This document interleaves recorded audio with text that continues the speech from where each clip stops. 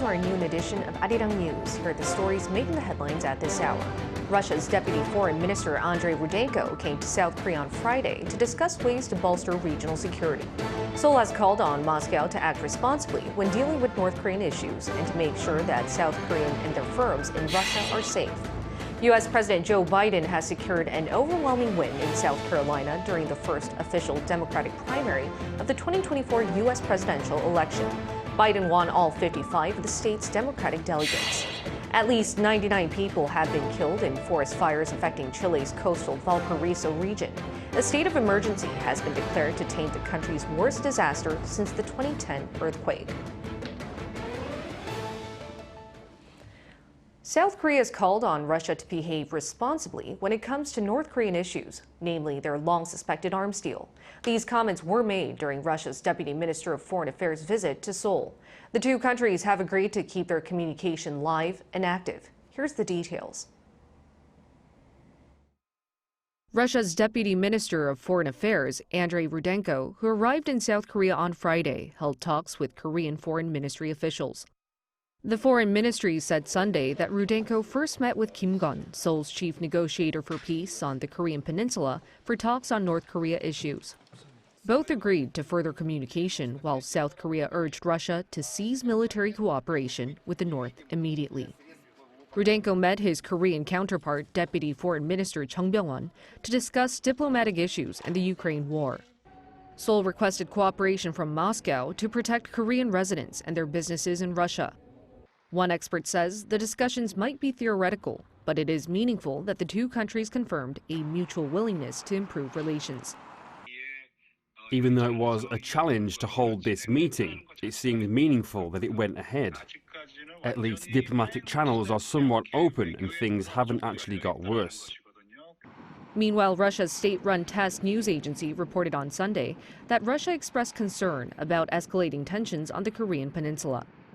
It added that Moscow also stated its intention to cooperate with Pyongyang in accordance with international law for peace and stability. On Saturday, the Foreign Ministry summoned the Russian ambassador over criticism of President Yoon's remarks on North Korea's nuclear arsenal, saying that the remarks could have a negative impact on bilateral relations. As households with both parents working are becoming more common in South Korea, President Yoon says the government will ease their burden by contributing more to help with childcare, especially through the public education system.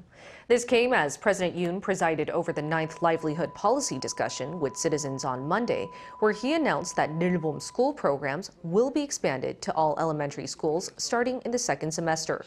The program, which was implemented in 459 schools last year, offers expanded after-school and childcare classes, allowing parents to pick kids up later than usual. According to Yoon, 83.6% of parents wish to participate in the program. Yoon also said the programs will work closely with local communities to improve the system. For the second year straight in 2023, Vietnam maintained its position as South Korea's third-largest trading partner. This comes despite a decline in outbound and inbound shipments to and from the Southeast Asian nation. Data from the Korea International Trade Association on Monday shows that South Korea's exports to Vietnam fell around 12% on year. Imports from Vietnam came down nearly 3%, resulting in a 19.5% drop in trade surplus. The trade organization attributed the decline to South Korea's sluggish chip exports. With a total trade value of $79.4 billion in 2023, Vietnam is the third largest trading partner to South Korea after China and the United States. South Korea's foreign exchange reserves fell last month on the back of a strengthening greenback. According to the Bank of Korea on Monday, the value of the country's foreign exchange reserves came to over $415 billion at the end of January. That's down by almost $4.4 billion from the previous month, dropping for the first time in 3 months. Korea's central bank attributed the fall to the dollar index, which climbed 2.1% last month against major currencies. The decline was also due to a foreign exchange swap agreement with the National Pension Service to release U.S. dollars into the market in a bid to stabilize the won-dollar exchange rate. Moving on to news in the United States. President Joe Biden secured a landslide victory in South Carolina's Democratic primary on Saturday, paving the way for a potential rematch between him and former President Donald Trump. Lee Seung-jae reports. In just the first Democratic Party primary in South Carolina, voters have already sent a clear message that incumbent President Joe Biden will be leading the way come November's presidential election.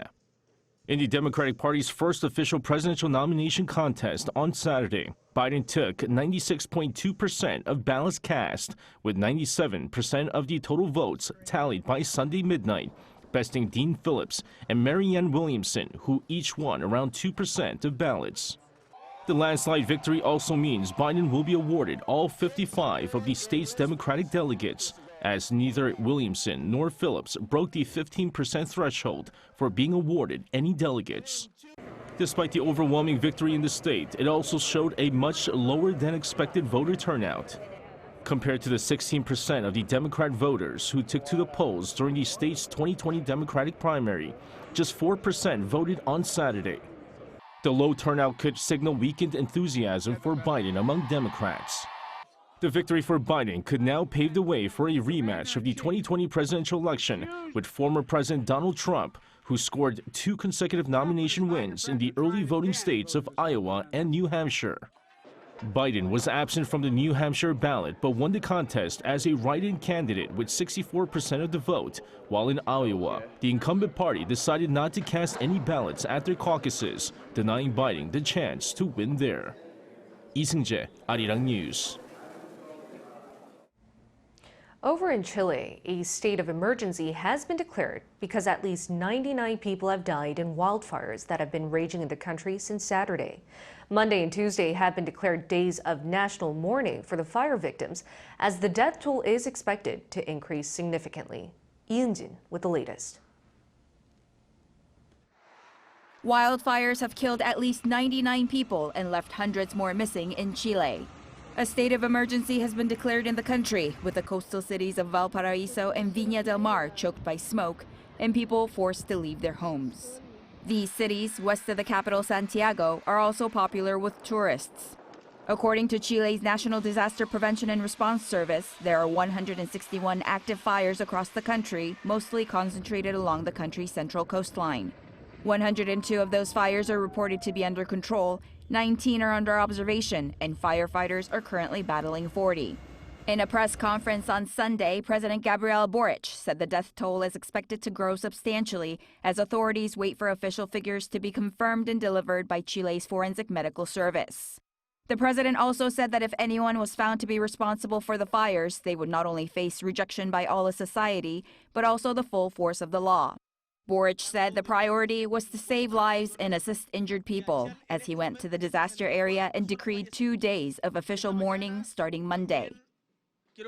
I want to communicate that I have decreed a period of national mourning for 2 days starting tomorrow, February 5th, because it's Chile as a whole that is suffering and crying for our deceased. According to Chile's housing ministry, between 3,000 to 6,000 houses were impacted by the fire, with some 1,400 firefighters deployed on Sunday. Chilean authorities have introduced a 9 p.m. curfew in the hardest hit areas and sent in the military to help firefighters stem the spread of fires. The cause of the fire is currently being investigated. Yoon, Arirang News.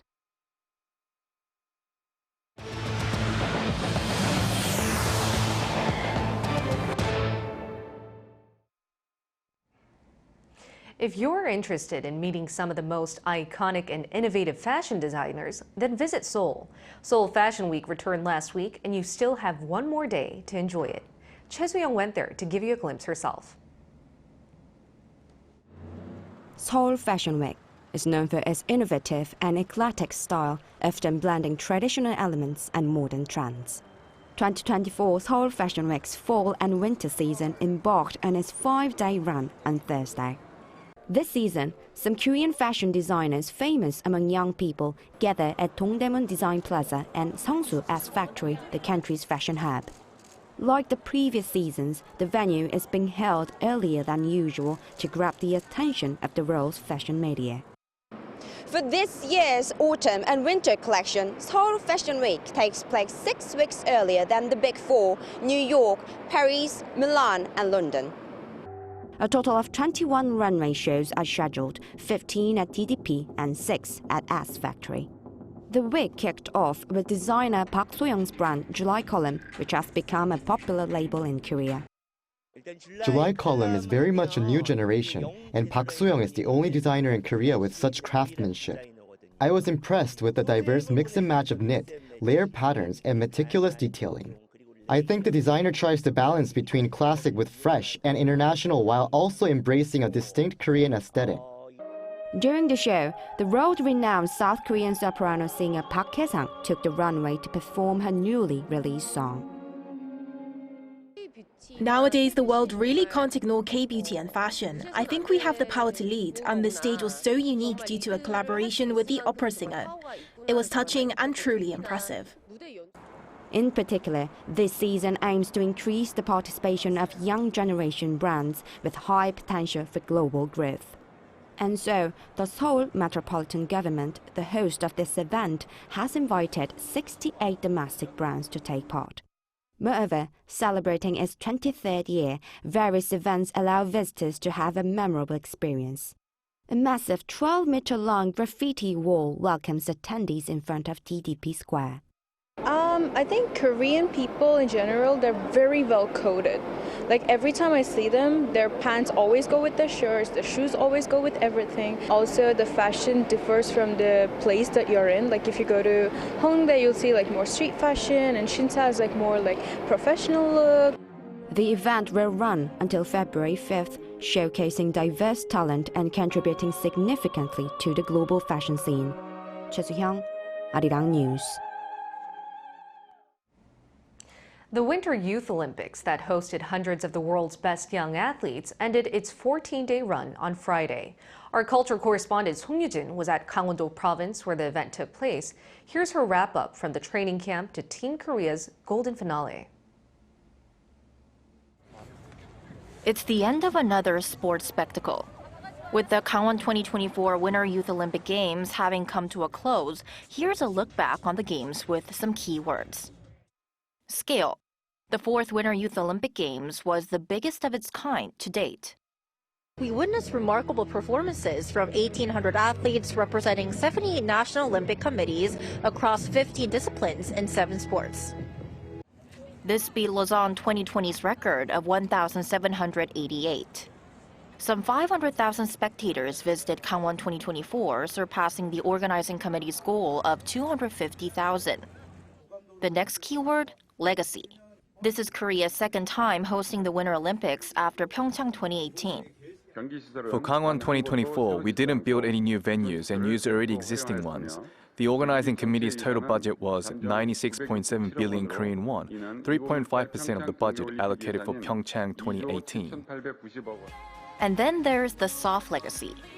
25 out of 100 athletes who participated in the Pyeongchang 2018 Legacy Foundation's New Horizons Academy, a training camp for young athletes from countries where winter sports are not accessible, qualified for Gangwon 2024. Out of them, Tunisian bobsledder Jonathan Lurimi and Thai bobsledder Agnes Kampeol won the first Winter Olympic medals for their countries. Yeah, so it started with this program, New Horizon Academy, who gave me the opportunity to try out different winter sports, and I fell in love with bobsleigh, so I started to proceed bobsleigh. Korea. Team Korea won a total of 7 gold, 6 silver, and 4 bronze at the Games. So Jae-hwan became the first Asian bobsledder to win gold at the Youth Olympics. Kim Hyun-kyung became the first Korean male to medal in figure skating, not winning 1, but 2 gold medals. Snowboarder Lee Chae-woon also won 2 gold. Culture. Gangwon 2024 offered an array of cultural events such as a DJ skate night, lessons from Olympians, and winter sports tryouts. The most memorable aspect was Team Korea clinching the gold medal in the figure skating team event. In terms of festivities, I enjoyed the traditional Korean food tastings and the photo booth. From the 1988 Seoul Summer Olympics to Pyeongchang 2018 and now Gangwon 2024, Korea's Olympic heritage continues. 송유진, Arirang News, Gangneung. South Korean researchers have developed an algorithm that can predict the risk of sleep disorders with 90% accuracy through a simple survey. Chung Eun-ju with the details. A polysomnography test is a sleep study where dozens of sensors are attached from the head to the arms, legs, and fingertips, and the patient must spend a night at the hospital. Although it is an essential test for diagnosing sleep disorders such as sleep apnea, people often avoid seeking medical attention until symptoms become severe due to the cumbersome testing method. While around 60% of adults suffer from sleep disorders, only about 1 in 10 of them seek medical help. 9 out of 10 people with sleep apnea are unaware of their symptoms. So even if someone tells them they snore or stop breathing, many individuals don't feel discomfort and the need to come to the hospital. By answering 5 questions related to sleep along with providing age, gender, height, and weight, a website developed by South Korean researchers predicts 3 levels of sleep disorder risk in just 10 seconds. An artificial intelligence system trained with the results of 5,000 sleep polysomnography tests adjusts the importance of each question's answer based on individual differences to find the optimal answer among over 300 million cases. The site's prediction matches precisely with the results of actual polysomnography tests. The Sleep site, which allows anyone to check their risk of sleep disorders for free, also informs about changes in risk due to weight fluctuations or aging based on current data. We started with about 100 unbiased questions. After analyzing the data, we found that there were 9 most important questions and were able to get accurate results. The researchers expect that sleeps will enable individuals to assess their sleep health with a simple survey, promoting early screening of health problems. They also revealed that a follow-up version of the algorithm is under development, which additionally includes questions about alcohol and coffee consumption. Chung Eun-ju, Arirang News. Cheon-ma has long been known for its wide range of medicinal applications, but its distinct unpleasant smell threw off many potential consumers. Researchers have found a way to eliminate the stench when turning the tuber into an extract, and that process has also shown to enhance its effects against neurological diseases like Parkinson's. Lee Soo-jin with more. Called cheon-ma, the scientific name for this orchid tuber is Gastrodia lata. Known to help with dizziness, has long been used in traditional medicine for the treatment of high blood pressure, migraines, and other neurological disorders. Despite its various health benefits, it is not popular because of its pungent odor, easily mistaken as something spoiled or even toxic. Consumers know that cheon-ma has beneficial health effects but are reluctant to eat it because of its unique foul smell. The cause of the distinct odor is an organic compound called P-cresol, which is produced by the bacterial fermentation of protein. The cheon-ma tuber secretes the substance to protect itself from wildlife and harmful bacteria. South Korea's Rural Development Administration found an absorption technology that separates and removes cheon-ma's odor without losing any of its natural composition. And in the process, further research has revealed that extract from the odor-removed cheon-ma has excellent neuroprotective effects.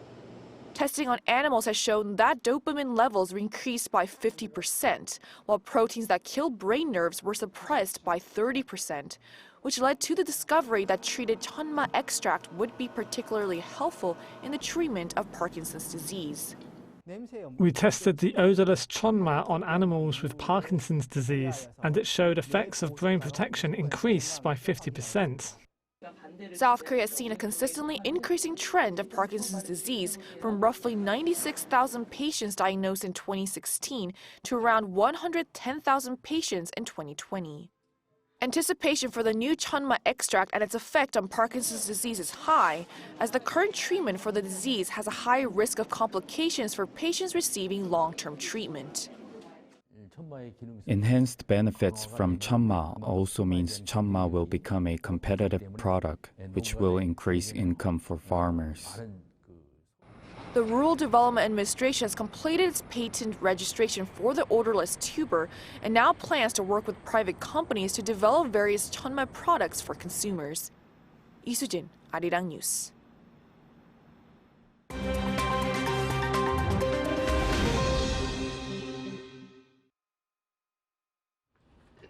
Let's take a look at the latest news in the world now. In the Middle East, U.S. National Security Advisor Jake Sullivan on Sunday warned that the recent U.S. airstrikes on Iran-backed militias are just the beginning of the response to 3 U.S. soldiers killed in Jordan a week ago. After Friday night's airstrikes against 85 targets in Iraq and Syria, Sullivan did not rule out the possibility of direct strikes against Iran and said that there will be more steps to the United States' forceful response.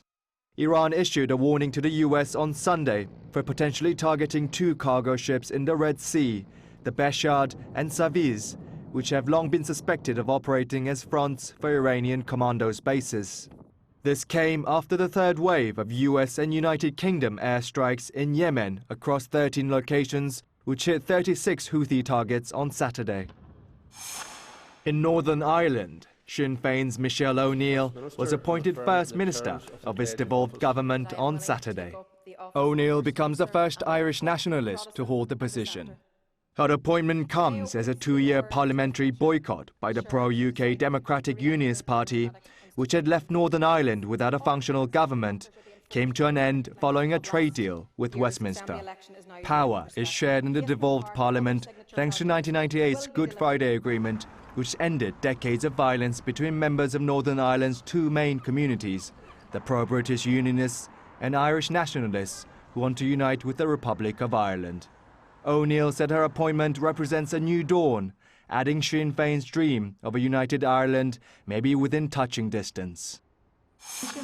In Namibia, Nangola Mbumba was sworn in as interim president on Sunday following the death of President Hage Geingob from cancer on the same day. Mbumba said in a tribute to his predecessor that the nation had lost a liberation struggle icon, adding that the nation remains calm and stable owing to the leadership of President Geingob. 82-year-old Hage Geingob, a veteran of Namibia's independence movement, served as the country's 3rd president from 2015. Mbumba, who served as Geingob's vice president, will be interim president until elections are held later this year. In India, over 100 couples were married in a mass wedding ceremony in the western Indian state of Gujarat on Sunday. In a program organized by the Gujarat Public Welfare Trust, a total of 129 couples were wed in traditional Muslim rituals in Ahmedabad. The organizers said that the couples come from poor financial backgrounds and cannot afford weddings of their own. The participating couples received gifts, including furniture and home appliances, to help them begin their married lives. Kim Xiang, Arirang News.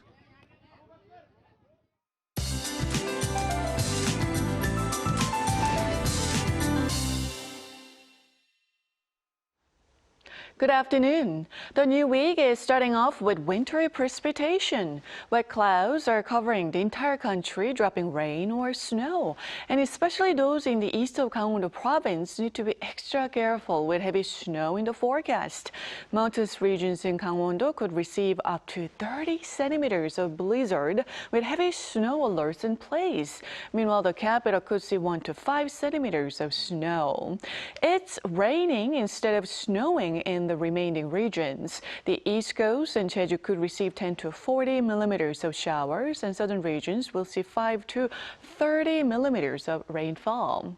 Then afternoon temperatures will not go up much from today's morning lows. Seoul topping out at 4 degrees, Busan at 9 degrees, Jeju at 12, with strong wind advisory in place for Busan and Jeju.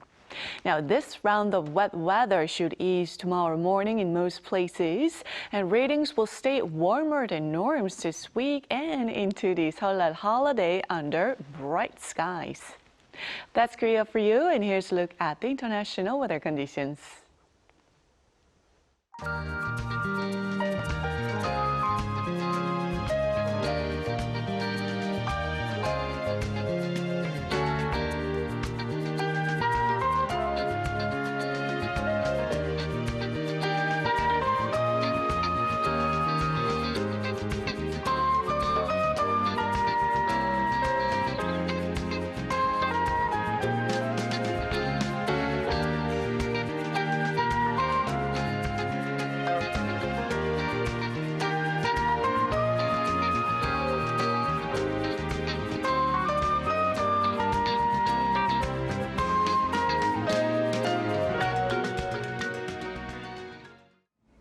That's all we have for you at this hour. We'll bring you more of the latest here in Korea and the world at the same time tomorrow.